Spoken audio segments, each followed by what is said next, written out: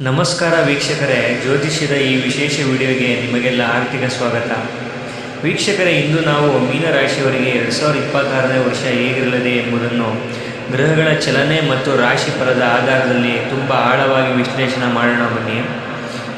ವೀಕ್ಷಕರೇ, ಈ ವರ್ಷ ನಿಮ್ಮ ಜೀವನದಲ್ಲಿ ಯಾವ ಕ್ಷೇತ್ರದಲ್ಲಿ ಬದಲಾವಣೆ ಬರಲಿದೆ, ಯಾವ ಸಮಯದಲ್ಲಿ ಎಚ್ಚರ ಅಗತ್ಯ ಮತ್ತು ಯಾವ ಸಮಯ ನಿಮಗೆ ಶುಭ ಫಲ ಕೊಡಲಿದೆ ಅನ್ನೋದನ್ನು ಈ ವಿಡಿಯೋದಲ್ಲಿ ತಿಳಿದುಕೊಳ್ಳಬಹುದು. ಆದ್ದರಿಂದ ಈ ವಿಡಿಯೋವನ್ನು ಕೊನೆಯವರೆಗೂ ನೋಡಿ. ಈ ವಿಡಿಯೋ ಕೊನೆಯಲ್ಲಿ ಹೇಳುವ ಒಂದು ಮಹತ್ವದ ವಿಷಯ ಮೀನರಾಶಿಯವರ ಮುಂದಿನ ವರ್ಷಗಳ ಜೀವನದ ದಿಕ್ಕನ್ನೇ ಬದಲಿಸಬಹುದು. ವೀಕ್ಷಕರೇ, ಮೊದಲು ನಾವು 2026ರಲ್ಲಿ ಮೀನರಾಶಿಯ ಮೇಲೆ ಗ್ರಹಗಳ ಸಾಮಾನ್ಯ ಪ್ರಭಾವ ಹೇಗಿರಲಿದೆ ಅನ್ನೋದನ್ನು ತಿಳಿದುಕೊಳ್ಳೋಣ ಬನ್ನಿ. ವೀಕ್ಷಕರೇ, ಈಗ ಸಾಮಾನ್ಯ ಫಲವನ್ನು ನೋಡುವುದಾದರೆ 2026ನೇ ವರ್ಷ ಮೀನರಾಶಿಯವರಿಗೆ ಸುಲಭದ ವರ್ಷ ಅಲ್ಲ, ಆದರೆ ಅರ್ಥಪೂರ್ಣ ವರ್ಷ ಎಂದು ಹೇಳಬಹುದು. ಗುರುಗ್ರಹ ನಿಮ್ಮ ಜೀವನಕ್ಕೆ ಅವಕಾಶಗಳನ್ನು ತರುತ್ತಾನೆ, ಆದರೆ ಶನಿ ಗ್ರಹ ಆ ಅವಕಾಶಗಳನ್ನು ಸುಲಭವಾಗಿ ಉಪಯೋಗಿಸಲು ಬಿಡೋದಿಲ್ಲ. ಇದರಿಂದಾಗಿ ಎಲ್ಲವೂ ನಿಧಾನವಾಗಿ ನಡೆಯುತ್ತೆ ಅನ್ನೋ ಭಾವನೆ ಬರುತ್ತದೆ. ಆದರೆ ಇದು ಹಿನ್ನಡೆ ಅಲ್ಲ, ತಯಾರಿ ಎಂದುಕೊಳ್ಳಿ. ವೀಕ್ಷಕರೇ, ಈ ವರ್ಷ ನೀವು ಸಹನೆ ಕಲಿತರೆ ಮುಂದಿನ ವರ್ಷಗಳಲ್ಲಿ ಅದೇ ಸಹನೆ ನಿಮ್ಮ ದೊಡ್ಡ ಯಶಸ್ಸಿಗೆ ಕಾರಣವಾಗಬಹುದು. ವೀಕ್ಷಕರೇ, ಇನ್ನು ಮೀನರಾಶಿಯ ಕುಟುಂಬ ಭವಿಷ್ಯವನ್ನು ನೋಡುವುದಾದರೆ ಕುಟುಂಬ ಜೀವನದಲ್ಲಿ ಜವಾಬ್ದಾರಿಗಳು ಹೆಚ್ಚಾಗುತ್ತವೆ. ಮನೆ ಹಿರಿಯರ ಆರೋಗ್ಯ ಅಥವಾ ಕುಟುಂಬದ ನಿರ್ಧಾರಗಳಲ್ಲಿ ನಿಮ್ಮ ಪಾತ್ರ ಪ್ರಮುಖವಾಗಬಹುದು. ಕೆಲ ಸಮಯ ನಿಮ್ಮ ಮಾತಿಗೆ ಮೌಲ್ಯ ಇಲ್ಲ ಅನ್ನಿಸಬಹುದು, ಆದರೆ ಅದು ತಾತ್ಕಾಲಿಕ ಮಾತ್ರ. ಜುಲೈ ನಂತರ ಕುಟುಂಬದಲ್ಲಿ ಒಗ್ಗಟ್ಟು ಮತ್ತು ಸಹಕಾರ ಹೆಚ್ಚಾಗುತ್ತದೆ. ಶಾಂತವಾಗಿ ವರ್ತಿಸಿದರೆ ಸಮಸ್ಯೆಗಳು ನಿಮ್ಮ ಪರವಾಗಿ ತಿರುಗುತ್ತದೆ. ಇಷ್ಟು ವೀಕ್ಷಕರೇ, ಮಿಥುನ ರಾಶಿ 2026ನೇ ಕುಟುಂಬ ಭವಿಷ್ಯ. ಇದೀಗ ಉದ್ಯೋಗ ಮತ್ತು ವೃತ್ತಿ ಜೀವನ ಹೇಗಿರಲಿದೆ ಅನ್ನೋದನ್ನು ನೋಡೋಣ ಬನ್ನಿ. ವೀಕ್ಷಕರೇ, ಮೀನರಾಶಿಯ 2026ನೇ ಉದ್ಯೋಗ ಮತ್ತು ವೃತ್ತಿ ಭವಿಷ್ಯ ನೋಡುವುದಾದರೆ 2026 ಮೀನರಾಶಿಯವರಿಗೆ ಕೆರಿಯರ್ ಪರೀಕ್ಷೆಯ ವರ್ಷ ಎಂದು ಹೇಳಬಹುದು. ವರ್ಷದ ಆರಂಭದಲ್ಲಿ ಕೆಲಸದ ಒತ್ತಡ ಹೆಚ್ಚಾಗುತ್ತದೆ, ಮೆಚ್ಚುಗೆ ಕಡಿಮೆ ಅನ್ನಿಸಬಹುದು. ಮೇ ತಿಂಗಳ ನಂತರ ಜಾಬ್ ಚೇಂಜ್ ಅಥವಾ ರೋಲ್ ಚೇಂಜ್ ಯೋಚನೆ ಬರುತ್ತದೆ. ಸೆಪ್ಟೆಂಬರ್ ನಂತರ ನಿಮ್ಮ ಶ್ರಮಕ್ಕೆ ಮಾನ್ಯತೆ ಸಿಗುತ್ತದೆ. ಸರ್ಕಾರಿ ಉದ್ಯೋಗ ಅಥವಾ ಸ್ಥಿರ ಕೆಲಸಕ್ಕೆ ಪ್ರಯತ್ನಿಸುತ್ತಿರುವವರಿಗೆ ವರ್ಷದ 2ನೇ ಭಾಗ ಹೆಚ್ಚು ಅನುಕೂಲವಾಗಿರುತ್ತದೆ. ವೀಕ್ಷಕರೇ, ಇನ್ನು ವ್ಯವಹಾರವನ್ನು ನೋಡುವುದಾದರೆ ವ್ಯವಹಾರಸ್ಥರಿಗೆ 2026ರಲ್ಲಿ ಎಚ್ಚರ ಅಗತ್ಯ. ಮೇಲ್ನೋಟಕ್ಕೆ ಲಾಭ ಕಂಡರೂ ಒಳಗಡೆ ಖರ್ಚು ಹೆಚ್ಚಾಗಬಹುದು, ಹುಷಾರಾಗಿರಿ. ಪಾರ್ಟ್ನರ್ಶಿಪ್ ಮತ್ತು ಮಾತಿನ ಒಪ್ಪಂದಗಳಲ್ಲಿ ಜಾಗ್ರತೆಯಾಗಿರಬೇಕು. ಹೊಸ ವ್ಯವಹಾರ ಆರಂಭಿಸಲು ವರ್ಷದ ಮೊದಲ ಭಾಗ ಸೂಕ್ತವಲ್ಲ, ಆದರೆ ನವೆಂಬರ್ ಮತ್ತು ಡಿಸೆಂಬರ್ ತಿಂಗಳಲ್ಲಿ ಹಳೆಯ ಗ್ರಾಹಕರು ಮತ್ತು ಹಳೆಯ ಸಂಪರ್ಕಗಳಿಂದ ಲಾಭ ಸಿಗುವ ಸಾಧ್ಯತೆ ಇದೆ. ವೀಕ್ಷಕರೇ, ಈಗ ಹಣಕಾಸಿನ ಸ್ಥಿತಿಯ ಬಗ್ಗೆ ಮಹತ್ವದ ಮಾಹಿತಿ ನೋಡೋಣ.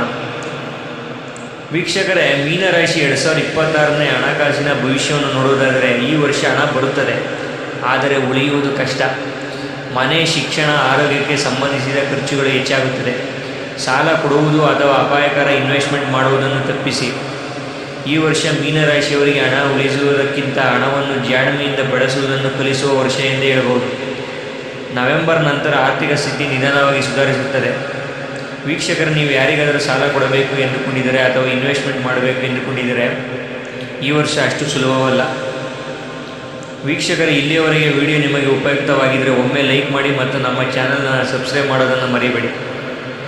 ಈಗ ಪ್ರೀತಿ ಮತ್ತು ವೈವಾಹಿಕ ಜೀವನದ ಬಗ್ಗೆ ತಿಳಿದುಕೊಳ್ಳೋಣ ಬನ್ನಿ. ಪ್ರೀತಿ ಜೀವನ ನೋಡುವುದಾದರೆ 2026 ಮೀನರಾಶಿಗೆ. ಮೀನರಾಶಿಯವರು ಭಾವನಾತ್ಮಕವಾಗಿ ಆಳವಾದವರು. 2026ರಲ್ಲಿ ನೀವು ಹೆಚ್ಚು ಕೊಡುತ್ತೀರಿ, ಆದರೆ ಎದುರಿನವರಿಂದ ಅದೇ ನಿರೀಕ್ಷಿಸಿದರೆ ನೋವು ಉಂಟಾಗಬಹುದು. ಹೊಸ ಪ್ರೀತಿ ಸಂಬಂಧ ಶುರುವಾಗುವ ಸಾಧ್ಯತೆ ಇದೆ, ಆದರೆ ಮೇ ಮತ್ತು ಜೂನ್ ತಿಂಗಳಲ್ಲಿ ಆತುರದ ನಿರ್ಧಾರ ಬೇಡ. ಸೆಪ್ಟೆಂಬರ್ ನಂತರ ಆ ಸಂಬಂಧಗಳಲ್ಲಿ ಸ್ಪಷ್ಟತೆ ಬರುತ್ತದೆ. ಇನ್ನು ವಿವಾಹ ಯೋಗ ನೋಡುವುದಾದರೆ 2026 ಮೀನರಾಶಿಯವರಿಗೆ ವಿವಾಹ ಯೋಗ ಇದೆ, ಆದರೆ ಸ್ವಲ್ಪ ವಿಳಂಬ. ಈ ವಿಳಂಬ ತಪ್ಪು ಸಂಬಂಧಗಳಿಂದ ನಿಮ್ಮನ್ನು ರಕ್ಷಿಸಲು ಬಂದಿದೆ ಅಂತಲೇ ಹೇಳಬಹುದು. ಜುಲೈ ನಂತರ ಶುರುವಾಗುವ ವಿವಾಹ ಮಾತುಕತೆಗಳು ದೀರ್ಘಕಾಲದ ಸ್ಥಿರತೆ ಕೊಡುತ್ತದೆ. ವರ್ಷಾಂತ್ಯಕ್ಕೆ ವಿಷಯ ಸ್ಪಷ್ಟವಾಗುತ್ತದೆ, ತಲೆ ಕೆಡಿಸಿಕೊಳ್ಳಬೇಡಿ. ವಿಳಂಬವಾದಷ್ಟು ನಿಮಗೆ ಒಳ್ಳೆಯದು, ನಿಮ್ಮನ್ನು ರಕ್ಷಿಸಲಿ ಎಂದುಕೊಳ್ಳಿ.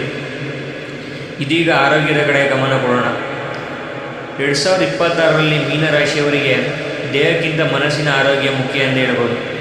ಓವರ್ ಥಿಂಕಿಂಗ್, ನಿದ್ರೆ ಕೊರತೆ, ಮಾನಸಿಕ ಒತ್ತಡ ಹೆಚ್ಚಾಗಬಹುದು. ಜೀರ್ಣಕ್ರಿಯೆ, ಬೆನ್ನು ಮತ್ತು ಕಾಲು ನೋವಿಗೆ ಎಚ್ಚರ ಅಗತ್ಯ. ನಿಯಮಿತ ವ್ಯಾಯಾಮ ಮಾಡಿ, ಯೋಗ ಮಾಡಿ ಮತ್ತು ಧ್ಯಾನ ಮಾಡಿದರೆ ಆರೋಗ್ಯ ಸುಧಾರಿಸುತ್ತದೆ.